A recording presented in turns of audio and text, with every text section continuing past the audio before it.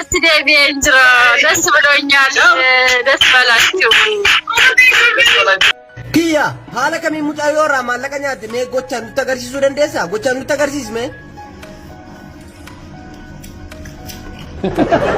Biyena malaga ogabe karanya. Arat ya. Amma erga malagni sun sira dabati akkam kesi jirtu. Biyena dalagateen tu malam ummad.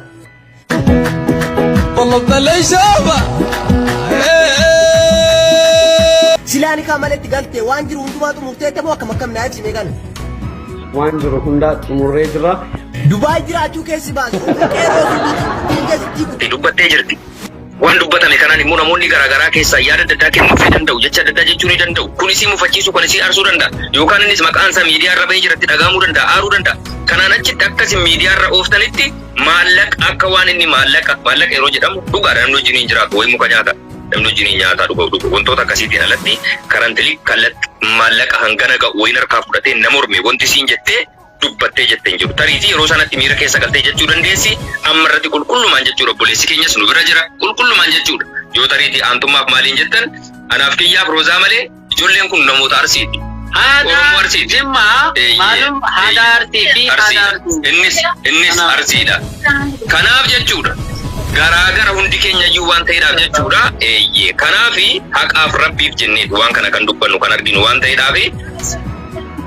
Kanaafi obboleettii keenya kanaafis jechuudha roozaadhaafis kallattii barbaachisaa ta'e kamiinuu jechuudha ilmaan Oromoo akkuma yeroo dhimma oduu namaa olii gadi oofuuf jettan siigaa dhuftanu ammas ammoo yeroo rakkoon kun uumamtee jettu isii cinaa dhaabbannee yaadaanis dhimmoota garaagaraatiinis faana jiraachuu waan barbaachisaa ta'eef jechuudha. Amma irratti jarri lameenuu murtee kana jedhamu murteeffachuudhaaf tarii itti dhagahamuu danda'a.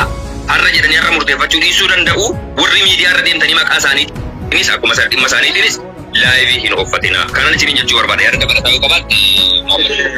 Yaadni dabalataa hin jiru. Obboleeyyan keenya wanni jiraachuu qabu waan kana waan amma viidiyoo warri bira jiru kana viidiyoo kana kaasa. Maqaa Oromommaatiin isin gaafanne. Kanaan waan rabbi nu argisiisee fi waan arginellee obboleeyyan keenya bakka jiranitti dhugaan isaanii ifa galaadha.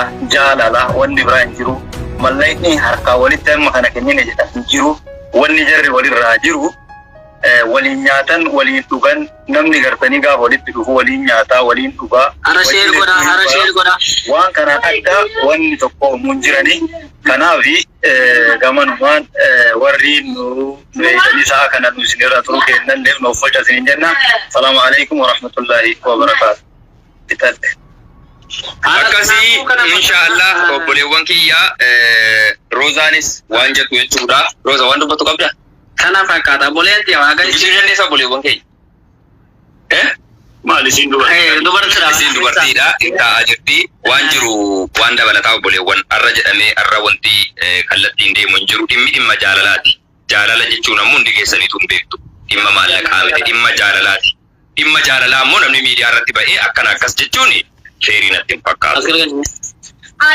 Anakiyyaa waliin araaramnee irraa abbaa manaa kootti deebi'ee jira. Ishii zaaree halkasuma baduu taane qoo. Miira keessaa bahi. Abbaa manaa kiyyaatti deebi'ee jira. Das badooñaal das balachu. Wantoቹ das balachu seetoቹ እንግዲህ halkasa zaaree. Madaamee kiloroksii dhugaa akka kooti taala እናንተ ነው አሁን Ilaali obboleewwan koomatti siif banuudhaaf waan isaan siif deebisan moo cufamee dhumataa? Zaala. Kanaaf akkasii obboleewwan kiyya akkasii kiyya atis dubbisiini obboleewwan kiyya jechuudha. Waan jiru jechuudha. Asiin ana jaarsa jira. Jaarsa jidduu ta'ee dhowwaa jira. Waan jaarsa dhageeffadha uummata Oromoo nama waan namni kuma lamaa kun dhageeffadha. Kan suuraa isii gargalchitus Suuraa dhamma suuraa garuu wanti isin dhaabna dhageeffadha. Kiyyaa kana osoo Suudii teettee, Suudi Arabiyaa teettee, Kuwaitiin teettee, Qaatariin teettee keessa si quba qabnaa maali si quba qabnaa sani wanta akkasii eenyumtuu hima jedhamta sirni beeka garuu immoo wanta isin jechuu barbaadu na dhageeffadha. Kiyyaanis ilma namaati. Dogongoruu baatullee gorfachuu yaali. Waan hin taane namarratti dinnaa yaa ummata. Dhugama girrisaa nuun jedhe taa'ee daldalaa. Wallaahi laazim. Homa qabdan qabattanii hin fiiginaa.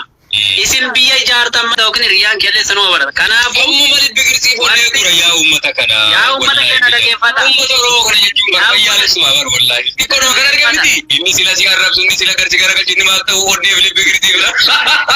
Garba yaa. Ciao jedhe ciao wallaahi din kun. Masha Allah maali miskiina wallaahi. Akka gootanu namni Awuusi billaa qammaa onneen sunuun hun darban. Dhaggeeffadhaa obboleewwan namni wal dhabuun walii jiraachuu walitti mufachuu wantoonni garaagaraa jiraachuu danda'a. Namni ilma namaati fiilingii garaagaraa qabaata jarjartanii namatti hin murteessinaa jarjartanii namatti hin murinaa please akkasii inshaallah rabbi khayrii haa godhu waa jarjartanii hin murteessinaa suuraalee viidiyoolee namaa maqaadhaan maxxansitan haqaa balleessaa. Rabbii jedhaate waa'ee kaartii salsilaa. Adaraa rabbii jedhaate michoon arsiin arrabsine. No. Arsiin arrabsine kutaa tokko iyyuu arrabsine wanti siin arrabsine fidan jechuudha isaan irraa kaasee jechuudha waan kana adda baafachuudhaaf lameen isaaniitu bakka ta'anii jiranutti adda baafachuudhaaf yaallee turre. Obboleettiin keenya dhugaadha jaalala marti keessanuu ni beektu namni jaalate tokko fiilingii yookaan miira akkamii akka qabu beektu wal jaalachuun gargar ba'uun waan irra eegale miti addunyaa amma keessa jirrutu yeroo rakkisaadha. Ilmi namaa tokko yoo kee rakkoon tokko uumamee jedhe jireenya dhuunfaa namaa keessa galuudhaan haaluma namni wajjin jiraatu haaluma namni waliin oolee bulullee kan namaaf murteessu kan namaaf jaj godhu ilma namaati. Kana jechuun miidiyaadha. Bara rakkisaa keessa jirra. Kaleessas waan kanarraa dubbachaan ture. Suuta jennee siree dhumarrattu akka jaartii ofii waliin bulani nama miidiyaatu namaaf himaa jennee irraa dubbachaa turre. Kana yeroon jedhu obboleewwan keenya kamtu kallattii kamiinuu akka miidhaman hin barbaanne yeroo kamiyyuu yoo ta'e jedhe jechuudha. Wanti godhamuu qabu ammarratti maaltu fala?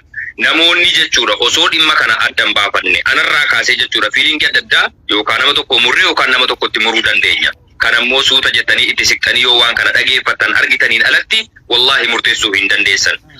Jarri lameenuu gubaa garaa qabu, jarri lameenuu muffii garaa qabu, jarri lameenuu waan keessaa qaban qabu. Haqa jara lameeniitu suuta jettanii dhageessanii adda baasuudha malee fiilinguma isinitti mul'ate uumama namni tokko dubbate qofaan murteessuun gaarii miti.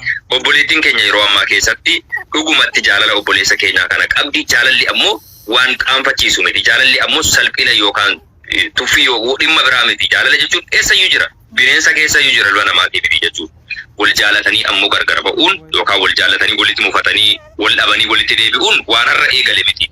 Namni keenya akka waan wanti hundi haara'ee ta'e namni keenya yeroo waan akkanaa dubbatamu akka waan ofiif gara kamiinuu qulqulluu ta'etti yookaan of qulqulleessa yookaan dhimma biraatti deemuu danda'a. Kanaaf namoonni suuraa kiyyaas haa ta'u suuraa mucayyoo kanaa kallattii hin taaneen fayyadamtan jalqaba irratti akka ilma Oromoo tokkotti aadaaf adaba Oromoon qabdu miti. Dhimma nama lamaa namuma lamaaf dhiisa. Nu akka Oromootti wantoota irraa dubbachuu qabnu wantoota irraa hojjechuu qabnu kumaaf kiiteelatu nu faana jira. Dhiisa suuraa isaanii sana kaasaa jirra. Namoonni viidiyoo irratti hojjetan namoonni wantoota garaagaraas hojjetanii maxxansitan kaasaa achirra. Maqaa namaa irratti wanti gootan hin jirtan.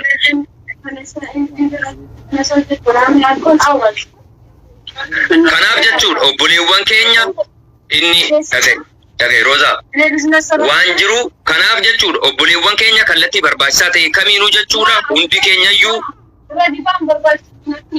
Roozaa